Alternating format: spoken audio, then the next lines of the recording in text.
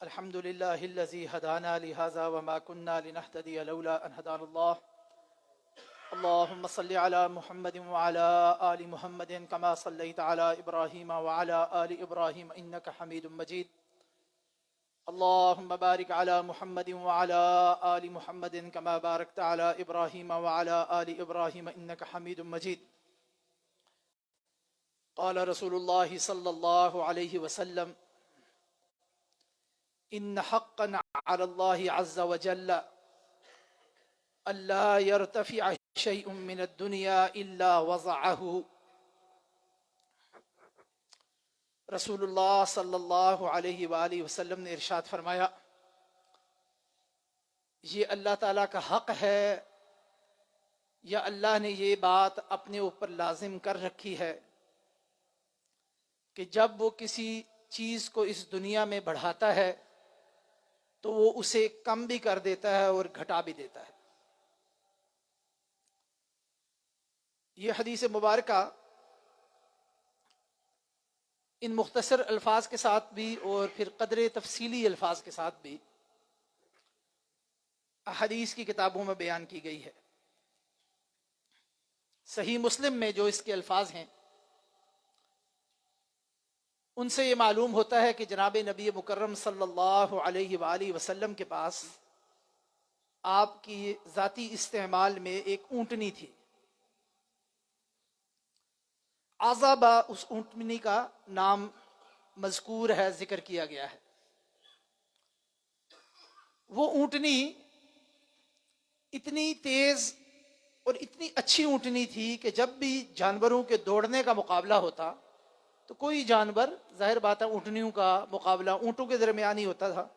تو کوئی اونٹ دوڑ میں اس کو شکست نہیں دے سکتا تھا، اس سے آگے نہیں نکل سکتا تھا۔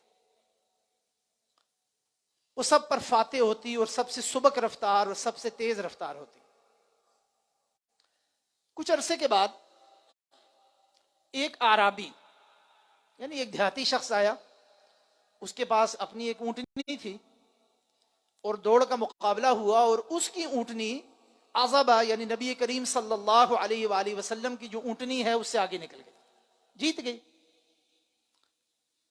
صحیح مسلم میں جو حدیث ہے اس کے الفاظ یہ ہیں کہ صحابہ کرام رضوان اللہ علیہم اجمعین جو اس موقع پر موجود تھے انہیں یہ بات پسند نہیں آئی، انہیں یہ بات ناگوار گزری، الا عرفہ، اور یہاں تک ناگوار گزری کہ یہ ناگواری کا احساس، ناپسند ہونے کا احساس یہ بڑا واضح طور پر نظر آیا ان کا۔ اور بعض جگہ پہ یہ الفاظ میں ملتے ہیں کہ انہیں نبی صلی اللہ علیہ وسلم کو کہا کہ عذبہ تو پیچھے رہ گئی ہے، اس کو تو شکست ہو گئی ہے۔ تو اس کے موقع پر آپ صلی اللہ علیہ وآلہ وسلم نے یہ الفاظ بیان فرمائے جو میں نے ابھی آپ کے سامنے پڑھے ہیں کہ یہ اللہ کا اختیار ہے، یہ اللہ کے طریقوں میں سے ایک طریقہ ہے، یہ اللہ نے اپنے اوپر ایک چیز جاری کر رکھی ہے کہ جس چیز کو بھی وہ عروج عطا فرماتا ہے اس کو پھر اللہ سبحانہ و تعالیٰ کمتر بھی کر دیتا ہے، زوال بھی کر دیتا ہے اور گھٹا بھی دیتا ہے۔ اس حدیث مبارکہ سے چند بڑی اہم باتیں پتہ چلتی ہیں۔ پہلی بات تو یہی کہ قانون عروج و زوال، کہ اس دنیا میں کسی کو دوام نہیں، چاہے وہ نبی کریم صلی اللہ علیہ وآلہ وسلم کے ذاتی استعمال کی کوئی چیز ہی کیوں نہ ہو، آپ کی پسندیدہ جانور اور آپ کی پسندیدہ اونٹنی ہی کیوں نہ ہو، اس دنیا میں کسی کو بھی دوام نہیں۔ اللہ نے جو چیز بھی بنائی ہے اس کو اگر عروج مل جائے، اللہ سبحانہ و تعالی عروج عطا فرما دیں تو پھر ایک وقت آتا ہے کہ اس کو زوال کا سامنا کرنا پڑتا ہے۔ اور یہ قانون و عروج و زوال جو ہے، اس کی مثالیں اور اس قانون کے طور طریقے اور اس کی ریفلیکشنز جو ہیں وہ ہم روز اپنی دنیا میں دیکھتے ہیں کہ کل جو اقتدار، صاحب اقتدار تھے، جو طاقت کا اور پاور کا مرکز تھے، وقت آتا ہے کہ وہ آنکھوں سے اوجھل ہو جاتے ہیں اور دنیا ان کو بھول جاتی ہے، نسیاں منسیہ ہو جاتے ہیں۔ اور پھر جب انسان اس دنیا سے گزر جاتا ہے تو بڑے بڑے بادشاہ، بڑے بڑے شہنشاہ، اپنے آپ کو بڑا مضبوط، طاقتور کہلانے والے، بڑے پیسے والے لوگ، اختیار والے لوگ، ساری دنیا سے ان کا نام و نشان ہی ختم ہو جاتا ہے۔ ایک نسل دوسری نسل، زیادہ سے زیادہ 2-3 نسلیں لوگ یہ بہت محبت کرنے والی اگر اولاد اور آگے ان کی اولاد اگر ہو تو کچھ لوگ یاد رکھتے ہیں، باقی تو یہ معاملہ ختم ہو جاتا ہے نا۔ کیسے کیسے ترم خان اس دنیا میں آئے اور آج معلوم بھی نہیں ہے کہ وہ کہاں تھے اور کون تھے. وہ الا ماشاءاللہ وہ بہت ہی تھوڑے لوگ ہیں جو تاریخ کی کتابوں میں مدون ہو کے یا ان کی شخصیتوں کو اللہ سبحانہ و تعالیٰ نے ایک ایسے مقام پر لے گئے کہ جن کا ذکر آج بھی لوگ کرتے ہیں. ورنہ عمومی طور پر قانون و عروج و زوال جو ہے یہ اپنی جگہ پر موجود ہے. اور اس حدیث مبارکہ میں بھی نبی کریم صلی اللہ علیہ وآلہ وسلم نے اس بات کی طرف نشاندہی کی کہ جسے بھی اللہ سبحانہ و تعالیٰ رفعت عطا فرمائے، عروج عطا فرمائے، وقت آتا ہے کہ بس اس نے پھر سرنگو ہونا ہوتا ہے، ختم ہونا ہوتا ہے. ہر عروج کے بعد ایک زوال ہے، پھر اس کے بعد کسی اور کا عروج ہے، اور پھر اس کو زوال ہے، اور یہ ایک سلسلہ اس دنیا میں چلتا رہتا ہے. تو اس معاملے کو اتنا زیادہ سنجیدہ ہو کے اور اتنا دل پر لے کر ہلکان ہو جانا اور اس پر اتنا پریشان ہو جانا اور اس پر اپنی زندگی کو اجیرن کر لینا اور نفسیاتی طور پر لوگوں کا اور جذباتی طور پر اپنے لیے وبال جان بنا لینا، اس طرح کے معاملے کو، یہ درست اور اچھی بات نہیں ہے، یہ اچھی صفت نہیں ہے. اگر یہ بات پیش نظر رہے کہ ہم سمیت سب نے اس دنیا سے چلا جانا ہے تو یہ وقت کی بات ہے. کبھی اچھا وقت بھی آتا ہے، کبھی قدرے مشکل وقت بھی آتا ہے، اور کبھی زوال بھی آ جاتا ہے، اور یہ چیزیں چلتی رہتی ہیں. اس لیے اس معاملے میں کوئی بہت زیادہ پریشان ہونے کی ضرورت نہیں ہونی چاہیے. دوسری بات جو اس حدیث مبارکہ سے پتہ چلتی وہ یہ کہ جناب نبی کریم صلی اللہ علیہ وآلہ وسلم کے زمانے میں، آپ کے دور میں صحابہ کرام تفریحی سرگرمیاں اور انٹرٹینمنٹ کی سرگرمیاں کیا کرتے تھے. اب جانوروں کی دوڑ اور اونٹ، ظاہر بات ہے کہ اس زمانے میں اونٹ اور گھوڑے دو ایسے جانور تھے جن کو بڑے شوق سے رکھا جاتا تھا. ان کی بڑی اہمیت تھی، وہ مال پر بھی دلالت کرتے تھے. کرنسی کی صورت میں تو وہاں پر مال نہ ہونے کے برابر تھا. اصل مال و دولت تو جو ہے وہ اونٹوں اور گھوڑوں اور جانوروں کی صورت میں لوگوں کے پاس ہوا کرتی تھی. اور اس طرح گنا جاتا تھا کہ فلاں کے پاس 100 اونٹ اور فلاں کے پاس 1000 اونٹ یا فلاں کے پاس اتنے گھوڑے اور اس نسل کے گھوڑے. یہ اصل میں مال پر دلالت کرتی تھی چیز. تو آپ صلی اللہ علیہ وآلہ وسلم کے دور میں اونٹوں کی دوڑ بھی ہوا کرتی تھی، گھوڑوں کے سے بھی لوگ تفریح کا سامان کیا کرتے تھے. اور نہ صرف یہ حدیث، وہ جو حضرت عائشہ رضی اللہ تعالیٰ عنہ کی حدیث ہے جس میں وہ اپنے گھر کے اوٹ سے نبی صلی اللہ علیہ وسلم لوگوں کو ایکسرسائز کرتے دیکھ رہے ہیں، دوڑتے دیکھ رہے ہیں، اور حضرت عائشہ رضی اللہ تعالی عنہ آپ صلی اللہ علیہ وسلم کے اوٹ سے بھی وہ دیکھ رہی ہیں. تو یہ جو ہمارے ہاں تفریح کے باب میں بھی اور تفریح کے بارے میں بھی اور انٹرٹینمنٹ کے بارے میں بھی جو ایک افراط و تفرید کا ایک ہم رویے کا شکار ہو گئے، اس رویے سے بھی بچنا چاہیے. جائز حدود میں رہتے ہوئے ایسی دوڑ، ایسا کھیل جس پر جوا یا جس کی وجہ سے لوگ دین کے کام، فرض نمازوں کے اوقات کو بھی بھول جائیں اور ضائع کر دیں، وہ یقیناً جائز اور حلال نہیں ہے. مگر جہاں پر جواز ہے، اور آپ صلی اللہ علیہ وسلم کے زمانے میں حتیٰ کہ آپ کی اونٹنی اس میں شریک ہوئی، تو اس جواز کو مد نظر رکھتے ہوئے ہمیں بھی لوگوں کو جواز دینا چاہیے. ہر تقوی کے یا نیکی کے زوم میں آ کے اور یا اس کی اوٹ میں انسانوں کو ہمہ وقت دوسرے لوگوں کی زندگی میں مشکلات اور تنگی اور سختی قائم کرنا، یہ بھی دین کا مزاج نہیں ہے. نوجوانوں میں اور وہ لوگ جو معاشرے میں کھیل، سیر و تفریح اور خاص طور پر اگر جسمانی طور پر ایک ایسی ایکٹیویٹی کرتے ہیں جس سے انسان کی صحت کو بھی فائدہ ہوتا ہے، اس کا جواز نہ صرف موجود ہے بلکہ ضرور اس کو کرنا چاہیے. اور آپ صلی اللہ علیہ وسلم کے دور میں یہ چیز ہوتی تھی. تیسری جو اہم ترین بات اس حدیث مبارکہ سے پتہ چلتی ہے وہ یہ کہ آپ صلی اللہ علیہ وآلہ وسلم کی اونٹنی سے ایک عام دیہاتی شخص نے اپنی اونٹنی لا کر مقابلہ کیا، اور صحابہ کرام رضوان اللہ علیہم اجمعین کی موجودگی میں یہ کام کیا. اور نہ صرف کیا بلکہ ایسا کیا کہ آپ صلی اللہ علیہ وسلم کی جو اونٹنی تھی وہ شکست کھا گئی. صحابہ کرام کو یہ بات بری بھی لگی،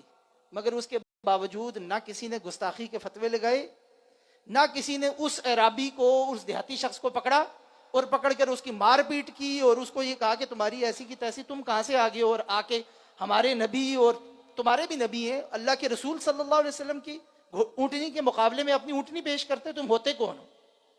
یہ بڑی ہی اہم بات ہے. یہاں پر ایک بڑا لطیف نقطہ جسے سمجھنے کی ضرورت ہے. یہ حدیث میں بیان ہوا کہ جب یہ معاملہ ہوا اور آپ صلی اللہ علیہ وسلم کی جو اونٹنی تھی عذابہ وہ پیچھے رہ گئی، یہ اونٹنی آگے چلی گئی، تو صحابہ کو یہ بات ناگوار گزری، اچھی نہیں گزری. اس سے ہمیں بھی ایک سبق ملتا ہے اور اس کے بعد جو ہوا اس سے بھی ہمیں سبق ملتا ہے. پہلی سبق یہ ملتا ہے کہ آپ صلی اللہ علیہ وسلم سے وابستہ ہر چیز، چاہے وہ اونٹنی ہی کیوں نہ ہو، اس کے ساتھ تعلق اور محبت آپ کی ذات کی وجہ سے یہ ہونی چاہیے. اور صحابہ کو کیوں برا لگا؟ اسی لیے برا لگا نا کہ آپ صلی اللہ علیہ وسلم کی اونٹنی تھی اور وہ پیچھے رہ گئی تو ان کو ظاہر بات ہے ناگوار گزری یہ بات. تو محبت کے تقاضوں میں سے تقاضا اور قرینوں میں سے ایک قرینہ یہ ہے کہ محبوب کی ہر چیز انسان کو اچھی لگتی ہے.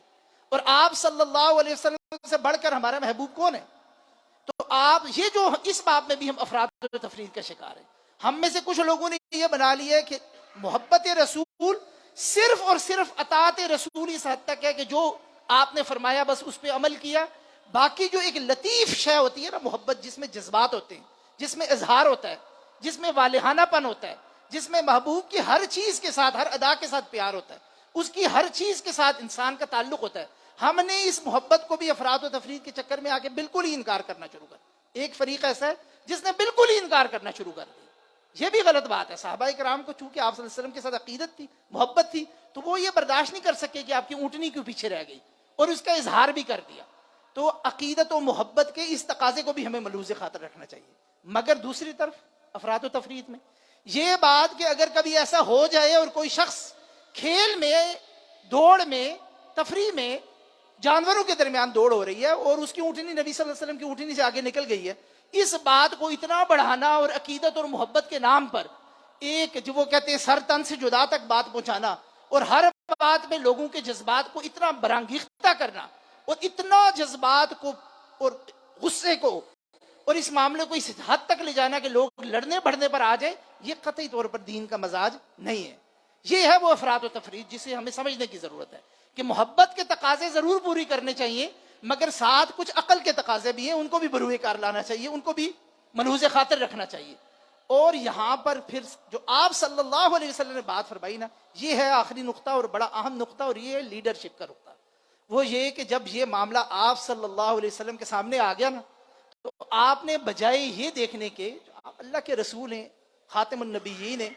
آپ صلی اللہ علیہ وآلہ وسلم جیسے دنیا کے لیڈر کرتے ہیں، کیا کرتے ہیں کہ عوام کے جذبات مجروح ہوتے ہیں تو درمیان میں اپنا ایجنڈا بھی چلا دیتے ہیں اور ان کو اور اس طرف لگاتے ہیں اور مشتعل کرتے ہیں. یہی ہوتا ہے نا دنیا کے لیڈر ہمارے یہاں اسی بات کو کہتے ہیں، جو موقع پر عوام کے جذبات سے فائدہ اٹھا کے اپنے لیے ایک سیاسی راہ نکالے. لیکن آپ صلی اللہ علیہ وآلہ وسلم نے اس بات کا رخ کس طرف موڑ دیا، یہ غور فرمائیں. صحابہ کرام نے ایک بات کو پسند نہیں کیا اور معاملہ بنا ہوا ہے اور آپ کے سامنے آ گیا، آپ کے سامنے جذبات کا اظہار بھی کیا، آپ نے فوراً اس بات کو بالکل ایک مختلف سطح پر لے گئے. آپ صلی اللہ علیہ وآلہ وسلم نے اس بات کو بالکل ہی اس چھوٹی سی جو لوگوں کے جذبات کا معاملہ تھا نا، اس کو آپ نے وہاں سے اٹھایا اور ایک ایسی بات ارشاد فرمائی جو لیڈر سے جس کی توقع، جو اصل لیڈر، حقیقی لیڈر کرتا ہے، وہ یہ کہ آپ نے ایک عوامی سطح کے جذبات کو ایک اخلاقی اصول کی صورت میں بیان کر دیا کہ اس بات سے کوئی زیادہ پریشان ہونے کی ضرورت نہیں، اس لیے کہ اللہ سبحانہ و تعالیٰ جس چیز کو عروج عطا فرماتے ہیں اس کو اللہ سبحانہ و تعالیٰ ہی زوال عطا فرما دیتے ہیں. یہ ہے ایک لیڈر کی شان. یہ ہے ایک لیڈر سے کہ وہ لوگوں کی روح میں بہہ نہیں جاتا، وہ لوگوں کے طرح جذبات میں بہہ نہیں جاتا، بلکہ وہ لوگوں کو روک کر ان کی توانائی، ان کے جذبات کو یکجا کر کے ایک ایسی صورت دیتا ہے جس کے نتیجے میں ایک اخلاقی پیغام سامنے آتا ہے، جس کے نتیجے میں ایک تربیت کا پہلو سامنے آتا ہے. یہ ہے آپ صلی اللہ علیہ وآلہ وسلم کی تربیت کا طریقہ، اور آپ صلی اللہ علیہ وآلہ وسلم نے اس انداز میں اپنے ساتھیوں اور اپنے صحابہ رضوان اللہ علیہم اجمعین کی تربیت کی. اللہ سے دعا ہے کہ وہ ہمیں بھی افراد و تفرید پر مبنی رویوں کو چھوڑ کر محبتوں اور اطاعت و رسول کے بھی انہی تقاضوں کو پورا کرنے کی توفیق عطا فرمائے جو احادیث میں، جو نبی صلی اللہ علیہ وآلہ وسلم کی سنت میں بیان ہوئے، اور ان تمام طریقوں سے اور اسلوب سے بچنے کی توفیق عطا فرمائے جو ہم نے محبت کے نام پر، عشق کے نام پر آج اس دنیا میں اختیار کر لیے، مگر وہ دین کی روح سے کسی طور پر بھی لگاؤ نہیں رکھتے. سبحانک اللہم و بحمدک، اشہد ان لا الہ الا انت، سبحانک استغفرک و اتوب الیک.